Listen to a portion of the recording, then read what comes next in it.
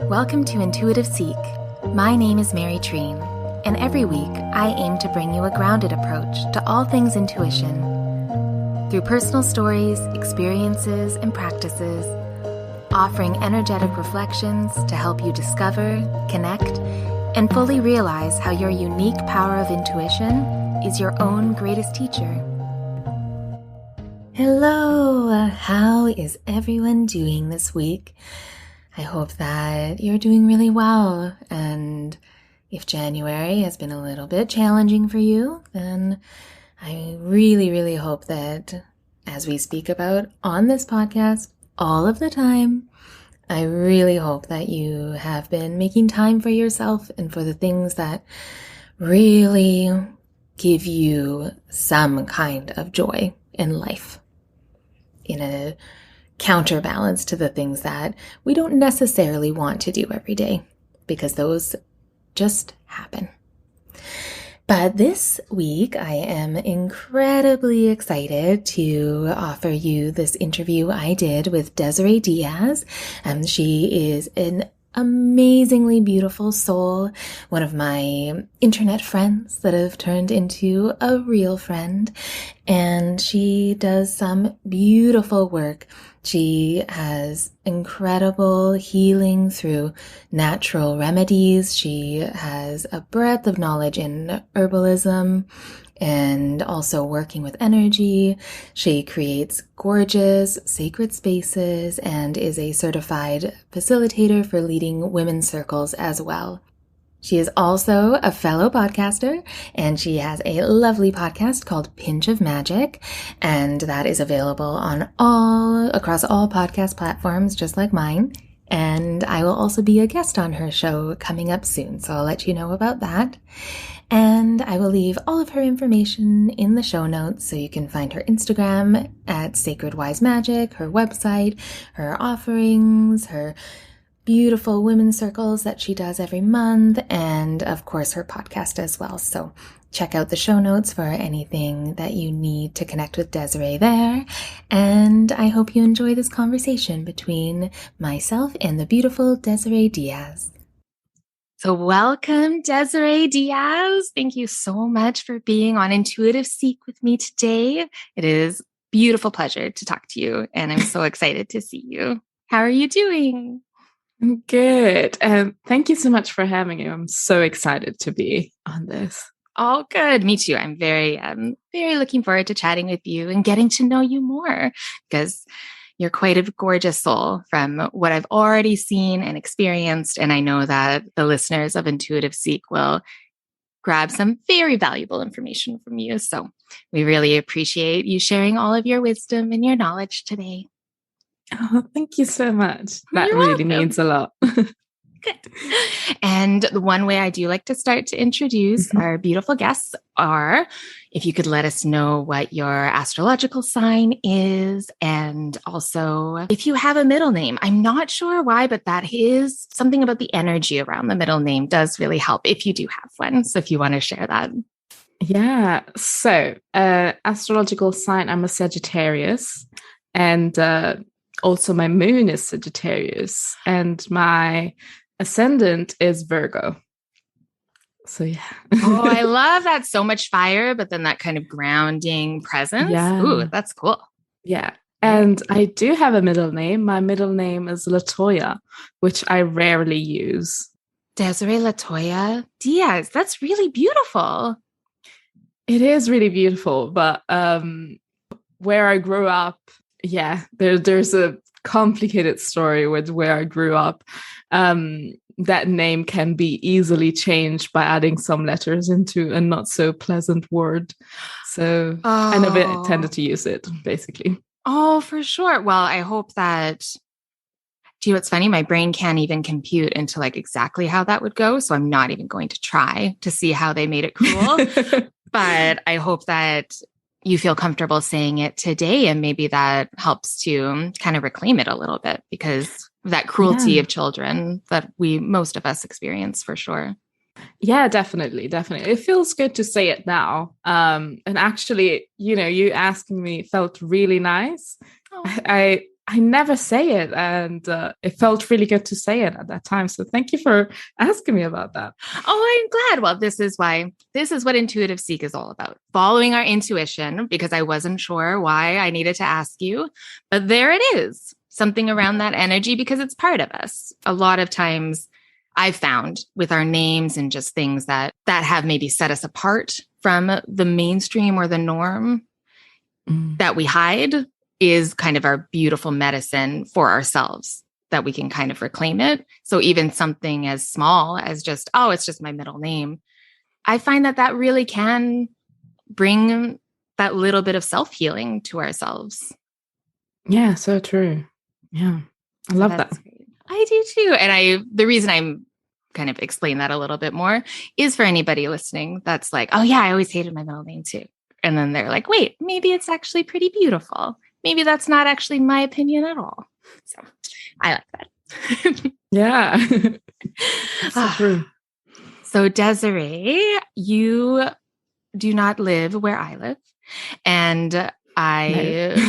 Which is pretty normal for everybody that I know online. It's quite an international group. But if you could tell us where you are zooming in from and maybe where you grew up, if it's not in the same place. Yeah. So I live in London in the UK, and I've been living here, I think like 8 years now. I really, really love it and really feel at home here. So I was born in Germany. I am half Spanish, and I lived in Italy for 17 years. So it's a bit of a journey, a bit all over the place. Oh, wow. And when you were in Italy, was that from like your formative years until... Yeah, so I did kind of like, kindergarten in Germany, and then moved to Italy, and then did kind of like schools and like pretty much all my teenage years over there. Wow. And then, moved over to London. I have to say, from knowing you a little bit and seeing your Instagram, I had no idea. That's quite a large part of your life that you lived in Italy with. Wow, that's really cool. Yeah. Wow, that's amazing. Do you find that most people just assume that you're kind of born and raised in the UK, or? No, I think sometimes they can hear some accent behind my voice, and sometimes it comes out a bit American depending on who I'm speaking to. Oh, I love it. Yeah. Which I am, my biological father is Afro-American. So I spent, when I was 20, like a couple of months in the US, and I just kind of like took that accent on board. But yeah, I think normally they will ask like, where are you from? Like I'm sensing some sort of accent. So yeah, I think sometimes it comes through that I'm not totally from the UK, basically. Got it. I mean, it is that kind of lovely international accent where it's like, oh, a woman of the world. Yes. But I feel like that maybe you spending so much time in Italy really has informed your herbology too, because I know there is quite a lineage in Italy about like the medicine of their herbs there. So I wonder. Yeah. That's so interesting, because I think sometimes you don't really put that connection, like 1 + 1. And it's so funny because in Italy for many years, I used to have like, a house that had a big garden, and there were all these herbs, and I used to always love like having teas and things like that. But then after a while, we moved into an apartment, so all that kind of like stopped. And then moving to the UK, the first couple of years, it was really like just like working and not really focusing on all those things. So it has been beautiful bringing that back into my practice. But yeah, definitely, I think in Italy, I had a big connection with herbs there when I was younger. I love that. And do you find, like, if you think back to your childhood and kind of little Desiree, do you remember how your intuition spoke to you? Like, were you aware of it?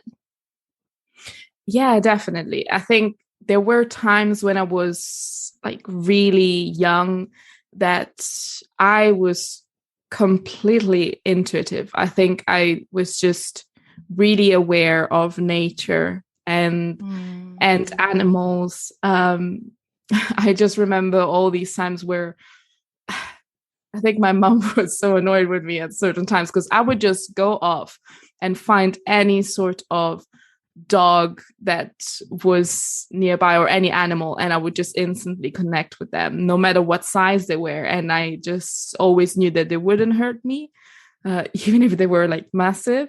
Wow. And yeah, and also anything to do with herbs. I used to love making potions, and yeah, and those were the first times that I really connected with my magic that way, through my teenage years as well. And then there was a big shift, kind of like I blocked everything out. I had like kind of like a bit of a traumatic experience while I was there in Italy regarding like magic and so on, with like this random person like shouting while I was in the library about all these books, and kind of like, like, oh, you'll go to hell and things like that. And that kind of like really cut me off and made me really scared. So I feel like that's when I lost my intuition for a long time. But then it came back a few years ago, and it was beautiful when everything came back. Wow.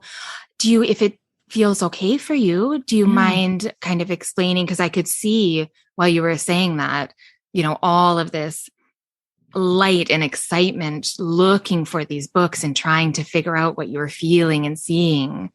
And you're reading them, and then just this random stranger. Well, I suppose Italy is like so Catholic, right? Yeah. And so somebody just came upon you. How old were you?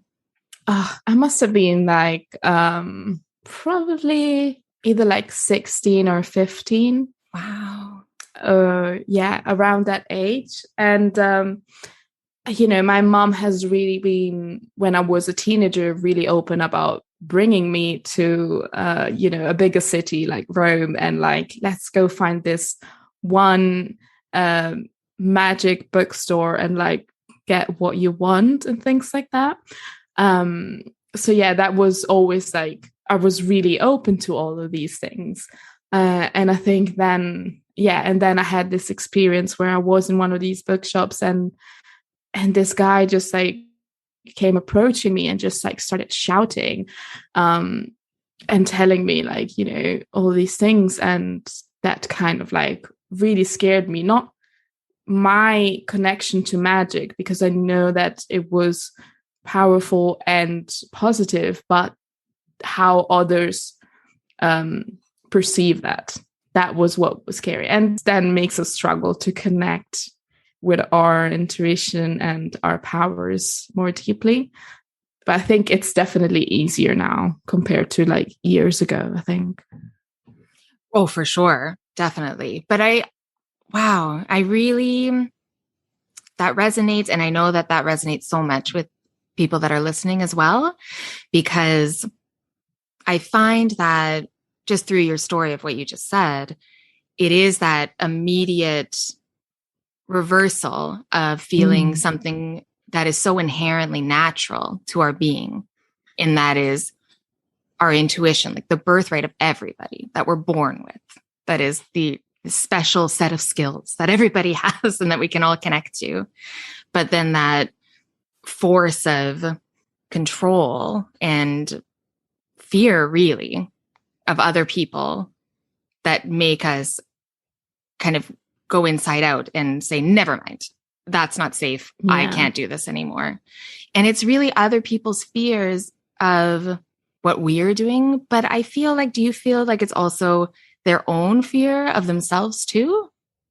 Definitely. I think it's a combination of those two things, of like having that fear of like, what is this person doing? And their conception of like what they think those things are and what they have been told maybe by their parents, and, and especially by church and everything. There is just so deep within people.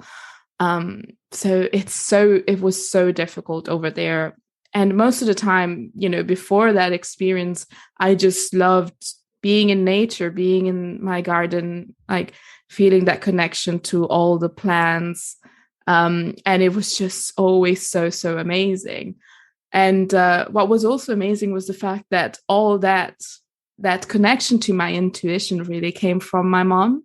Because when she was younger, she always used to do tarot cards, tarot readings, and using the pendulum as well. And all her predictions with it were always 100% accurate. So she had that when she was younger. I just remember being like such a wild child, just embracing nature fully. And it's kind of like sad that for such a long time, I didn't embrace those parts within me. But it's beautiful that all those parts have come back now. Do you know, was there a point when everything started to kind of wake up a bit and you wanted to remember and reclaim what you had so naturally as a child? Or did it kind of come in little steps? I think my intuition kept coming back like slowly, like making me feel like when situations weren't good for me. And sometimes, kind of like either these feelings of this is not going to be good for me. Yeah. So I think there were like situations in which I felt this kind of like, this is not going to be good for me. And maybe I still didn't listen to my intuition. And then kind of like looking back like, oh yeah, I should have. But I think I had like a big spiritual awakening. And before that, I think I had started being again, like, I want to get back my magic books. I want to get back those things that I hadn't weren't within me for a really long time. And I guess that had come from like a really bad breakup at the time. And just like, kind of like, there's something missing within me that is stronger than this. And that was my intuition kind of like giving me these messages. And then I went through a massive spiritual awakening, obviously in Glastonbury. Beautiful. Because that city, not the festival, the city, yes. Is just magical. And that reopened my intuition fully. That was just like, yep, everything is back here. Enjoy. Oh, that's lovely. Do you mind explaining a little bit to the listener and to me as well about Glastonbury? Yes. So Glastonbury is this city in the UK. And if you look at it on an energetic level, it's a point where two different lines of energies kind of like connect. So that makes it a really, really powerful place. It is actually what in mythology, I guess, was called Avalon, which was not an island, but was actually Glastonbury. So that place was actually where, the Sacred Grail and so on is said to have been put to rest. The most amazing thing is if you go there, you can just feel that the energy is different. And also it's a beautiful place to go for anyone that has anything to do with anything spiritual, because it's filled with crystal shops, magic shops, herb shops, and so on. But then there are also really places full of healing. So there is especially this one place, which is called the Chalice Well, which is a natural well, and the waters from it have healing properties, massively healing properties. So you can drink it. You can obviously kind of like wash your crystals or your body with it. And I remember going there, and at the time I even had my worst breakout of eczema, and it was on my feet. I put my feet into the water. My eczema never came back from that. It hasn't come back at all since that, and that was over 2 years ago. Wow, the Chalice Well. I had never heard of that. Oh, remarkable. When you feel into kind of that healing water, what do you think the energy is? I feel like you have a connection to that water that maybe some other people aren't as aware of. And if you feel inspired by that question, maybe kind of answer it in the way that you can. I'm not sure why, but yeah, let me know. That's so interesting.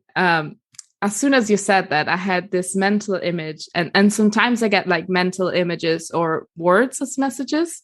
And I had this mental image, and it was just a lot of women coming together into this space, and it was like all healing, and everyone was healing each other in this place. That's the mental image that I got. And I think just like the water and the ground around all Glastonbury just is full of this energy of healing. So when you go around it, you if you have any imbalance energetically, you just will feel that rebalance within you. And it's just so beautiful. So I invite anyone that hasn't been to Glastonbury yet to go and visit it, because it will change your life. Oh, and I love that description of what you saw, what your intuition was telling you, because as soon as you were describing it, that it is the power of all the women that come there for healing and then also offer healing, it makes so much sense. It's that universal connection. Yeah. It's beautiful. Yeah, I really felt that. Thank you for explaining that. I want to know a lot more about your calling and your work. Also, there may be a point that we need to hear where you followed that deep intuitive pull before it made sense, before you had really reclaimed that recognition of what it was telling you. Like, do you remember a time where you really followed your intuition before you knew at all that it was leading you to something quite remarkable? Yeah. So I think two things are really coming to mind. The first one, and this one, I love this one, that the fact that this one came to mind. So it was when I started my journey with studying women's circles and hold women's circles. And my intuition just kept telling me, like, you need to do this. You really need to do this. So it just kept coming back to my mind all the time and kept thinking about it all the time. And I found this course and I was like, yeah, I want to do it, but I don't have the money for it right now. But it kept coming back. It kept coming back until I finally went, if I am meant to do this course, then the money will come to me. And then I had a tax return of that exact money come through the post. Okay, the moment you received that, what happened? What did you feel? What was happening? I was like, okay, I get it. And I straight away booked that course. Wow. Which at that point, I had almost kind of like lost faith that it wasn't going to happen. And then that came and I was like, yeah, no, I need to listen to this a lot more. And actually the same thing, kind of like, not in terms of money, but in terms of really needing to do this type of work, came when I started doing my Sacred Wild course, which is all about connecting with plant spirit. And it just kept coming into my dreams. It kept coming into my mind all the time. And it was just constant. Like, it was almost like a calling of, you need to come home to this. And it was so powerful. And it has that course that I'm now doing, the second year, has really changed my life. Beautiful. Oh, that makes so much sense. And I really feel the authenticity in that.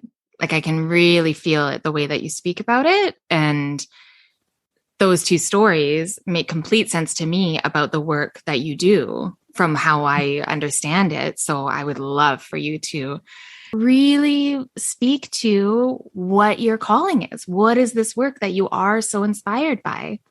From my reflection, completely a calling. Like, this is something that you are meant to do. And I know that people are meant to work with you and also experience your medicine this way. So please just explain how that works. Like, what do you do? Oh, thank you so much for those kind words, first of all. You're welcome. So what I do, I host especially women circles, or in general, just sacred spaces. So if it is, for example, mixed, and in those spaces, it is really creating that safe space for people to show up how they are and understand that they're exactly perfect the way they are, and really helping them through meditation, through oracle readings, and through normally a ritual around the new or full moon.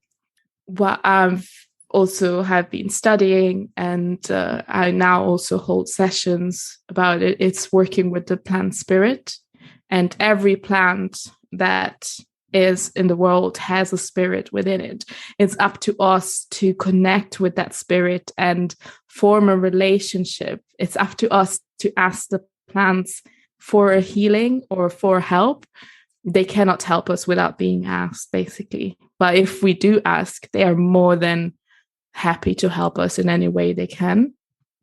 And this is a very shamanic type of work, with working with the spirit of the plant. And it has brought so much healing emotionally and physically as well, not just to me, but to all the people that have experienced it through me facilitating these sessions.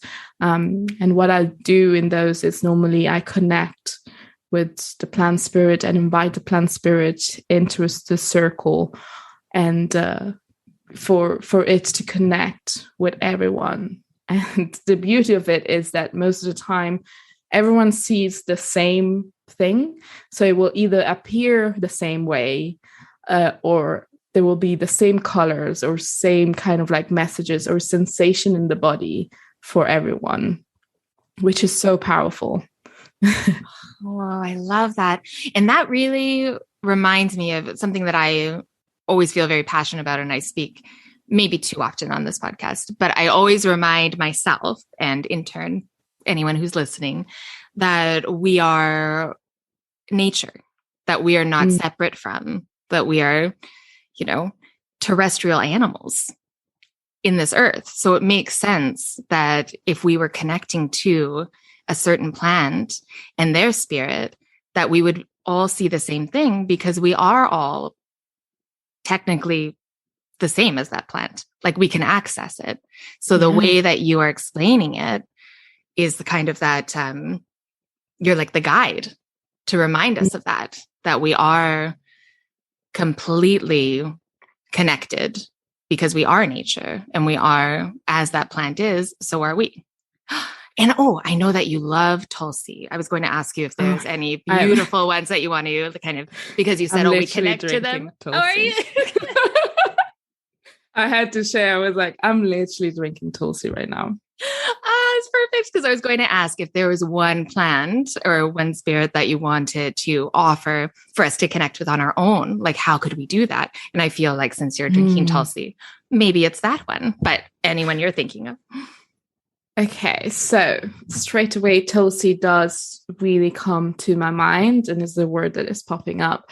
Tulsi is just so amazing. It has this feeling and this power of giving you infinite, unconditional love for yourself, and to really help you bringing back into your power. It helps you with your heart center, with your sacral and solar plexus a lot as well. So it really helps you also connecting with your roots.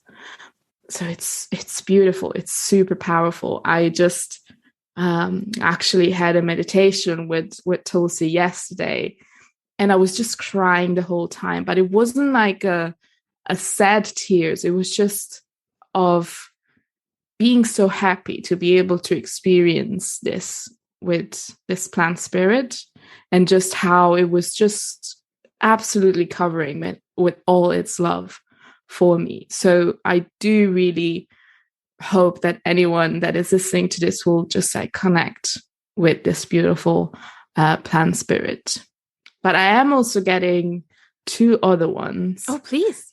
Yeah. And that is lavender, which is also really, really powerful. Just like Tulsi, it is a nerve plant, so it will help you calm down your nervous system, which, especially now that we're going into those like colder months, is so needed to have times for our minds to relax deeper. And the last one is nettle. Nettle is beautiful. It's powerful. It helps us get into our power, and it really helps us with our root chakra, and just, bringing back that power within us, helping us to connect with our connection with the world and within us. So they're just really, really beautiful and powerful plant allies that I would recommend everyone to try out. Oh, yes, the nettle I know is the funny thing about nettle for me personally, and maybe other people feel this way too. I know that it is probably one of the most important teas I could drink, like infusions for my nervous system and for my body, but it's the one that is always the hardest for me to drink. Now, maybe it is because of the story of what a nettle is, that it does have some properties that can hurt us before it is cooked. Like there is this almost armor around it. Like I really do feel, if you can kind of speak to your experience with the nettle, because I'm just feeling that other people might feel this too. Yeah. I think a lot really has to do with our experience, probably as children, with nettle, with getting stinged, because I also had like such a bad reaction to being stinged and just feeling like I never want to be in contact with that plant anymore. Yes. Yeah. And funny enough, now when I touch nettle, I don't mind getting stinged.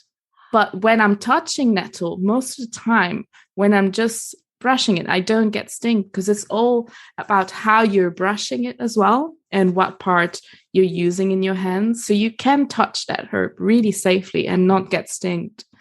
But I do feel like that is a big part of our resistance to nettle.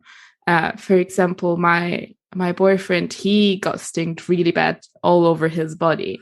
Oh. And he doesn't, like when he was a little kid, and he doesn't want to get anywhere around nettle, even when I bring it out to like, just try drinking it. It's not going to make you feel that way. It's just like, no, just like so much resistance. Yes. But yeah. So I think that is a big part, that it's just like we have it programmed into us. But another thing is also like how you are preparing it. So the best way actually to infuse nettle is by infusing it into a cold infusion. So you would get dried nettle, and for example, using a mason jar, like a quart size one, which is normally like around a liter, you add like a handful in your hand in it, and then you add cold water and you let it infuse overnight, and then you strain it in the morning, and then you drink it. And most of the time you will feel that drinking that nettle that way, it will actually feel like you're drinking something that has been missing in your life for a really long time. So I would suggest trying it that way. Oh, I'm so glad that you brought nettle up. This makes so much sense to me, because even when you explained that you can touch it now without having any kind of reaction of that stinging feeling, makes me realize, oh, that is one of the big lessons of this plant. It's like you really have to be present in how you're interacting. It's not just a a side thought of, oh, I'll throw this into my boiling water. And then also the fact that it works the best in a cold infusion. I didn't know that. And that also shows the impatience of humanity. I'm like, oh, that's probably why also. Like that takes a real intention to infuse for that long with cold water, knowing it won't be 4 to 5 minutes. It's an overnight. So this makes me realize that, as with everything, my aversion to drinking nettle is also linked to many things in my life, where impatience, not being mindful of being present, like these are things that I'm always working on for myself. So now I realize, okay, I really need to start drinking this nettle. So thank you for bringing it up, because now my mind is open to it completely. This is exactly the day that I needed to be reminded of why it's so special, because I had the stinging. I've tried to eat them and then I stung it and it's just like, never mind. And then I also have this weird, because I'm not sure if I saw it on television or just some kind of image in my mind of men that like are rolling down the nettle hill, and some kind of thing that they do, some kind of sounds about almost right, like a feat of strength. Yeah. It's like, oh, if you're strong enough, you can handle it. So, this is all very cool. I feel like even if it's just one other person that's feeling the same as I do right now, that is so awesome. So thank you for sharing that. But it's also, there needs to be a lot of respect for this plant, because it's a really primordial plant. And so it's been here for such a long time. And the wisdom that it has is just beautiful. And also, just in terms of nettle, it's the first kind of like plant that will come when the earth or the ground has been really damaged or has been really worked badly with. So like if has been a fire or anything that has happened to that ground that has shaken it a lot, nettle is normally the first thing that will grow on it. And that just shows you of how like restorative that plant is. And also about the stinging. I think it's probably in Poland, in general, like old women, if they are going through like arthritis in their knees or anything like that, they will use the stinging nettles, like brush the stinging nettles against it to like help with that. So again, that stinging can be bad, but can also be really good for us, depending all on what we're using it for as well. Oh, yes. Oh, that's beautiful. I really understand that. That's so interesting. Oh, I could talk to you about herbs all day. And would you, I'm sure, people can work with you for this, but do you find that most of so somebody that's not as familiar with creating infusions and kind of drinking teas outside of your traditional ones that we have kind of at the store, is it loose that you always prefer? Is it steeping overnight? Like, does everything have its own timeline, or is there kind of if you're looking at the Tulsi, lavender, nettle, is there something that somebody that's quite new to this can kind of say, okay, I'm going to pick these up and I'm going to use them this way? So in general, obviously it's best to always speak to someone that kind of like works with this. So just to help you out and give you tips on the best way to use these herbs. Loose is always the best. Loose herbs, always, it's the best. And for a lot of these herbs, if you want to have a strong infusion with it, that will kind of like give you the best effects and the best healing, especially if you're sitting in meditation with the plant. Infusing it overnight is kind of like always the best. With herbs like Tulsi and lavender, you could just do like a 20-minute hot infusion.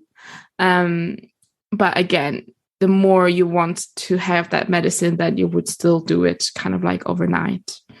that's kind of like the best. Yeah. Oh, yeah. No, thank you. That's perfect. And of course, people can talk to you about it on their own time because you do this as your work. So it's perfect. You're the perfect resource for it. Oh, I love that. And your women's circles, I just feel very called to ask, is there a way that you can explain it to somebody who has been really removed from what that idea is? Someone that is just getting back into listening to their intuition, just realizing, oh, I have that inner guidance, feeling into, oh, maybe I should speak to other women that are going through this. But then they hear a women's circle and they go, well, I don't know what that is. I don't want to do that. What is that? But you know that it is so powerful and so healing and so integral to so many people's lives. So if you can kind of explain it to that one person who is like, I don't know what that is. What is that? First of all, I was that person. When a friend of mine, which actually we ended up doing the course together after, she told me like, let's go to this woman's circle. And I was just like, what? No. And I was really like, I didn't want to go there and feel like someone was judging me. Sometimes we do really have this fear of there might be people that are better than us, not knowing that we are all going through the same challenges. So if that feels like you and that is your worry, go to one, because you will feel so connected to yourself and to other women after it.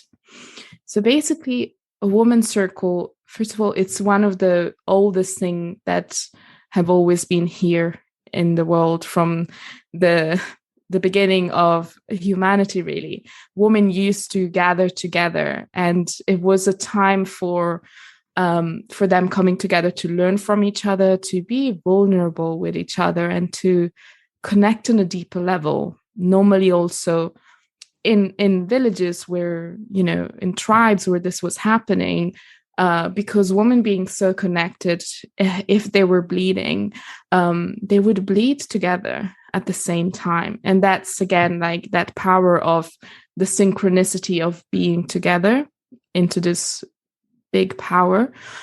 And so a woman's circle is really a time for you to come as you are, knowing that you're perfect the way you are, and connecting again with other women and feeling that connection that is really missing. Yeah, we might have like a close group of friends, but it is rare that we might not be able to share really important things that we are going through or how we are feeling. So that is a time where we come together, we share this experience, we meditate together, we share how we are feeling that day or what are the challenges that we're going through, and your space will be held for you.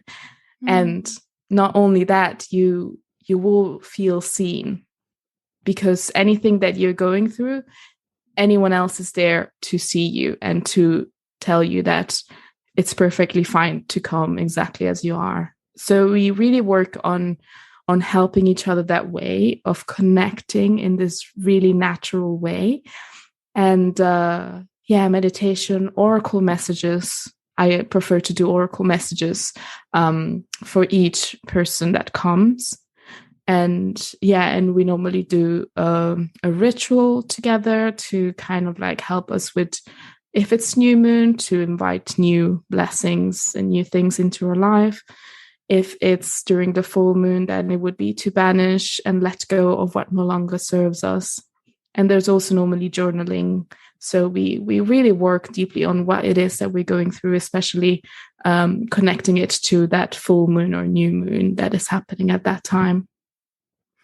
Oh, they sound gorgeous and really quite powerful. And it's so beautiful when you said that kind of the tradition of, since the dawn of time, that women have been sitting together. And when you spoke of that synchronicity of our cycles, of how we can bleed together, which many people, I'm sure every woman who does have a womb that bleeds has experienced that, whether it be their roommate or their colleagues at work. Like, it really, we do get in sync. But the idea that your circles are sacred, it makes me think of the sacral, which is where we do bleed. And it's like you have these kind of pop-up metaphysical wombs for people to be held in. They just feel so gorgeous. Wow. Really, really lovely. Yeah. And most of the times, it's those people that feel the most resistance to going to something like that need it the most. And sometimes, these people like, I really didn't want to come, but I'm so glad I did. This has changed the way I'm even talking to myself, because we also do affirmations. So I let everyone kind of like leave with that affirmations for themselves. And it really, that hour and a half or 2 hours that we spend together really influence your rest of the day, your rest of the week. And and I also have kind of like a WhatsApp group that stays contacted in between to help support each other still through that journey that they're going through. And so I find it really healing for myself, and I love to facilitate these spaces and help other women reconnect with themselves and with their magic and with their intuition, which is so important. Yeah, it really sounds like you allow, in one of your missions, maybe if I can offer, is to allowing each woman to be fully who they are. Like, you're not telling them who they are. It's like, come into the circle and be yourself. Definitely has felt like it was really needed, especially during this whole pandemic. Yes. It was just like, it connected a lot of women together in ways that they hadn't maybe for a really long time, and also feeling connected through all this things happening. Yeah. Well, that's what I was going to ask. If you found, like, you see all of these beautiful dramatic changes in the women that come and sit with you month after month, I'm sure. But what have you noticed in yourself? Like, has there been quite an evolution for yourself as well, being the facilitator? Yeah, I think it has come with a lot of patience, and a lot of being able to know energetically what each person needs into these circles. And I've spoken to you a bit about, like, I really want to like study Reiki at some point. Yes. And I just, working with energies is something that I really feel called to as well. And I just kind of like feel, the more I do them, the more I feel how each woman is feeling at that time, and how to support them in the best way possible. And that's something that maybe at the beginning, I was a bit more closed off and didn't really let that go through too much. But now it's really like getting into that and like, let me help you the best way I can. So yeah, there's a lot of that guidance kind of like coming through.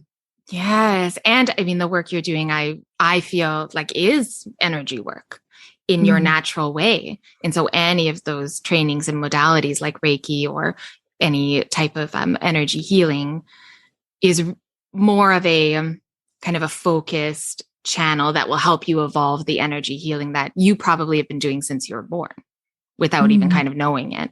So I just study, of course, always a great idea, but I wanted to, I feel called to just remind and celebrate with you that you are doing energy healing through these circles and through your work with your plant medicine. Like, it really feels like that to me. So maybe you needed to be reminded of that a little bit, just to let you know. Thank you. That's such a beautiful reminder.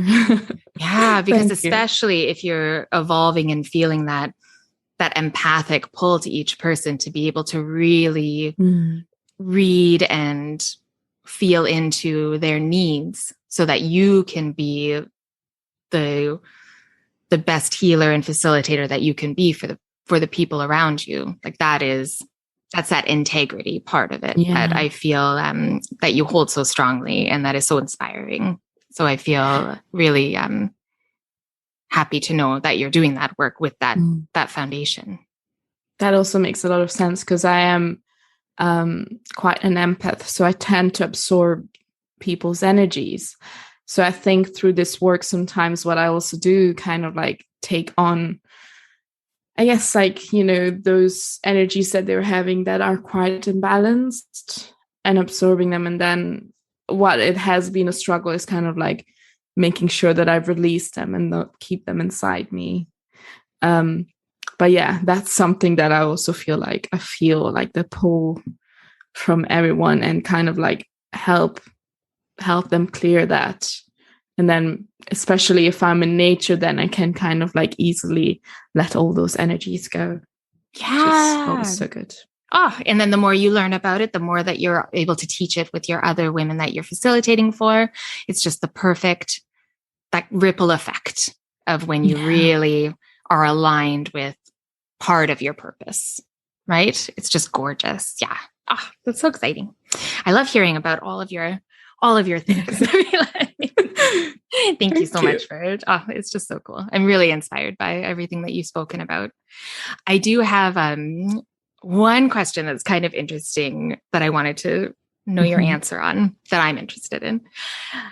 What do you, because there is in the mainstream now, there is a lot more awareness around spiritual ideas and spiritualism and all of the magical things that we read about and hear about. There's a lot of people taking part that I've noticed. What do you find for yourself? And it's almost like maybe an unpopular opinion kind of idea, but what do you find? What is something that you feel called to share to the listeners that maybe you realized and thought, oh, if I would have only known that, actually, this is the way to go, if that makes sense? Okay, there's two things that are coming through a lot that I just kept kind of like visioning while you were saying that. The first thing is that I think there's still this issue with it not being accessible to anyone. Like, it's just certain people. And that is just so not true. It's accessible to everyone. It's just a matter of you really tuning in with your intuition to whichever level you want to. You know, you don't have to go full on witch like me. You can be whatever level that you want it to be, that you feel comfortable in it. But I feel like sometimes there's really this like, you have to be this kind of like person, or you have to really look like this, or you have to really act this way to be it. And that is just so not true. It can be whatever is right for you. So it's really, really accessible. And the second thing is, I guess, about your practice, whichever way that is that it needs to be your practice. I find that I wish there had been someone when I was a kid learning about all these things that told me that not everything needs to be how I'm reading it in the books. It needs to be how it resonates to me, obviously with respect to different cultures, to everything, but it needs to be how I feel it needs to be for me.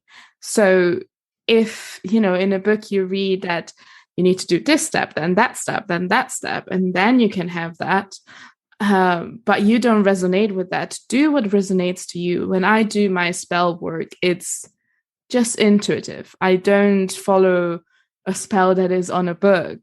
I might read it once and then I'm like, that's interesting, but I still want to do it my own. And that's how I found that the most powerful magic will come to you and the most powerful intuition will come to you. It needs to resonate with you. If it doesn't resonate with you, you'll find that you'll stop doing it because you feel like there's something that is not clicking. And then you'll think, maybe I shouldn't do any of these things because there's something that's not resonating. And instead it's like, it's not resonating because you're not making it your own. That is such a brilliant answer, and not only because that is one of the reasons I started this podcast, is for people to remember that the most powerful teacher they have is inside of them, that they don't have to go looking outside for the true knowing that they already exist within them. But also, that was my experience with my energy healing. When I was learning all of the levels of Reiki healing, I felt quite constricted because I was learning in the traditions and the structure, which was important. Just like you said, you read it in the book, but then you let it go. But then when I was allowed and felt into blending my intuition with the Reiki, that's when everything opened up. And so exactly what you're saying, I feel like that can be kind of spread across the board in so many aspects of people's lives if they would just not to forego the teaching of whatever they're doing, but to trust that they know how to implement it in their own authentic way. And that's kind of that's the true magic, is when they're swirled in there. Yeah, you just put that beautifully. Yeah, I love it. Oh, but from you, that's what inspiration. We're both inspiring each other. Oh, I love it. Yeah, this is our own little 2-person women's circle. This is what we're talking about. Yes. And I feel inspired to ask to end our lovely chats. Thank you so much. But while you were speaking, I remembered that most women, we tend to lose our voice and lose that connection to our intuition, or that we remember that we have it. It usually happens around 11 years old. That's what I've found. So if you could go back to when you were 11 and tell 11-year-old Desiree something, some piece, some little piece that you can kind of put in her pocket that would help her through the rest of the years, is there something that you would say? Because I feel like that would help everybody else's inner 11-year-olds as well. Keep being wild, keep being free, and you are the biggest guide that you need to listen to. Yeah, that definitely. Oh, that's beautiful. Yeah, that warmed my heart. That's gorgeous. Well, thank you so much for your time today. And I would love to speak to you again at another time. So absolutely love this. And yeah, I could speak to you for another 3 hours and probably we wouldn't have finished talking about everything. So totally. I would totally love to be back. Oh, great. Well, thank you again. And yeah, everything about Desiree will be in the show notes, and you can connect with her and work with her and join one of her circles. And yeah, just learn more about all the magics that she's doing in the world. So thank you again, Desiree. Well, thank you for listening to this episode of Intuitive Seek. I hope you enjoyed our interview, and I'd love to hear if anything resonated with you or if anything came up that you'd like to share. I would love to connect.